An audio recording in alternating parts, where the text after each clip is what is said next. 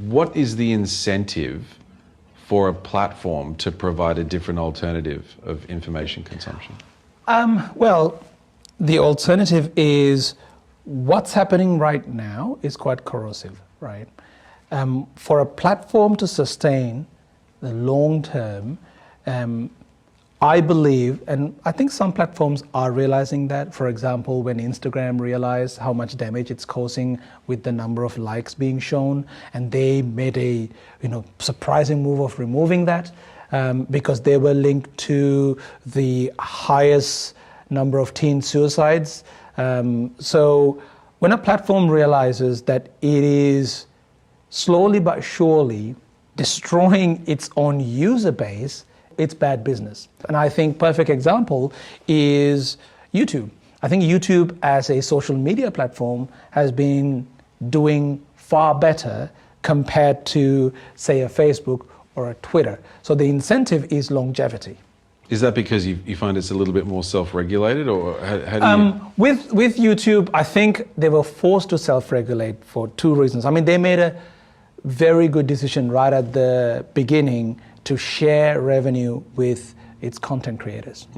And then when things got toxic in the comment sections, because back in the day, I remember I used to use, when I say something's toxic, it's like the comment section of YouTube. That I can't say that anymore because the comment section is a lot more controlled nowadays.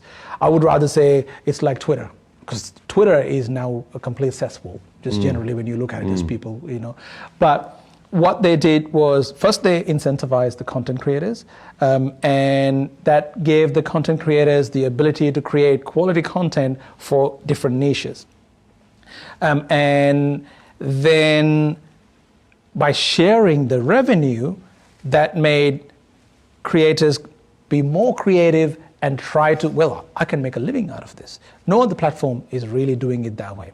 Right, and then not directly, at least. I guess the the Instagram people are kind of, they get their money through third parties via the app. Yeah. But this is actually a different model because this is the app paying them. Correct. Yeah. Because they're basically sharing whatever is advertised on your channel because they are using your content to make money, so they're sharing it. Yeah. The other thing that happened with YouTube is when there was a error was notified, the community rally against it, people rally against it, and they decide they had a few rounds of adpocalypse, as they would call it, like a lot of big advertisers post advertising with them that forced them to reconsider how do we fix some of the issues. Like some of the early issues were serious issues, like they had some content automatically or people self-labeled as child-friendly, but the content were just terrible content, and they shouldn't have never been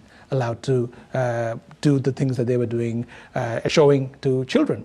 So that, this slowly but surely regulation, and because they created the community of creators, they are more or less forced to listen to the creators and work with the creators. When you have that sort of back and forth interactive nature for sustainability of the platform, the actual platform is incentivized to do the right thing.